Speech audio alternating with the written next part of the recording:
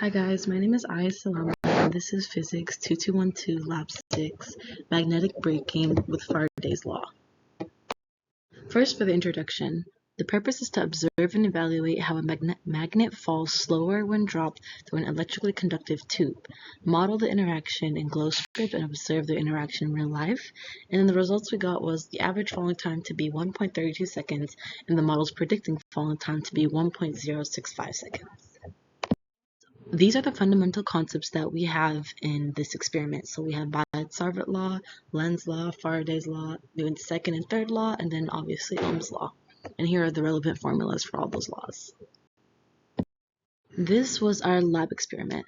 So the system was the tube and the bar magnet.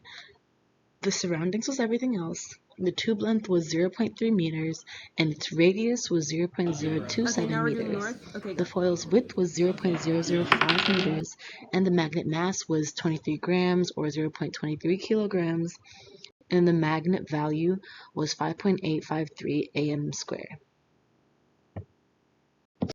The lab was very simple, so the only results we had was the time from the different trials that we did. So we did 5 trials. The first trial we got 1.4 seconds, the second was 1.3, the third was also 1.3, the fourth one was 1.4, and the fifth one was 1.2 seconds. So the falling time. So if you average this all out, it would be 1.32 seconds. And this is the GlowScript code, or part of the GlowScript code that helps us create a computational model of this whole process. As you can see, we have the geometry of the tube, we have some parameters of the simulation that we didn't edit, and I'll continue on the next slide.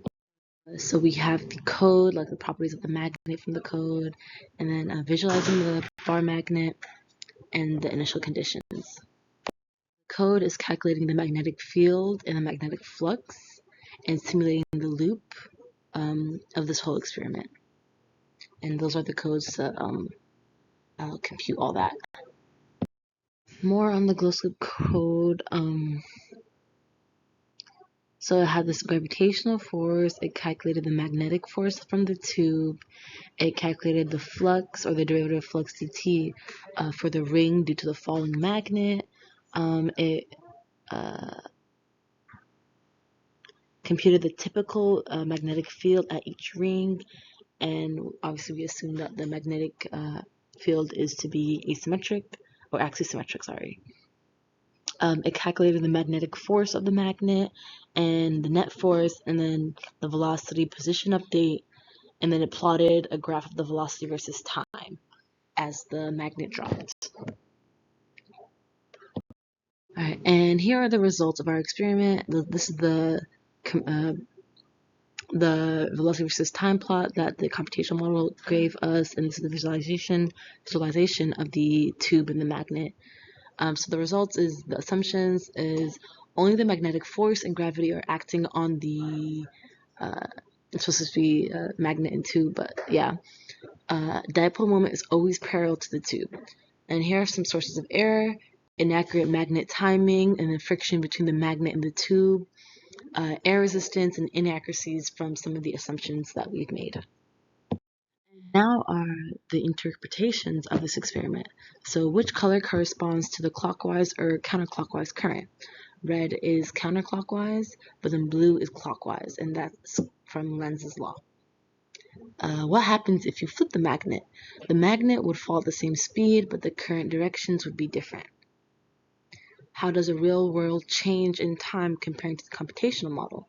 The computational model has faster speed and shorter time. That's likely due to the air resistance and other human errors while timing the falling of the magnet. So maybe like we stopped the timer a little later than it actually was, because we don't have the ability to be so accurate in which the second the magnet falls into the table that we click the stop button.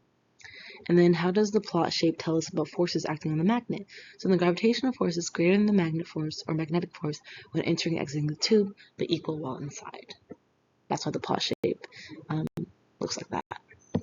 So for discussion, what if the resistivity of the conductor were reduced as close as possible to zero, how would the dynamics of the falling magnet change? That would be decreasing resistivity would decrease resistance, which would increase the current flowing through the tube. Increasing the current would increase the force exerted on the magnet, causing it to fall at a slower speed. And then what if holes or slots would cut into the tube? How would this affect the ring currents in your model? So a cross-section of the tube that contains a slot would be analogous to an open circuit, meaning no current would flow through that section. No magnetic field would be induced, causing the magnet to fall at a faster rate. Thank you guys so much for listening. That was my last and final lab of Physics 2212. Bye.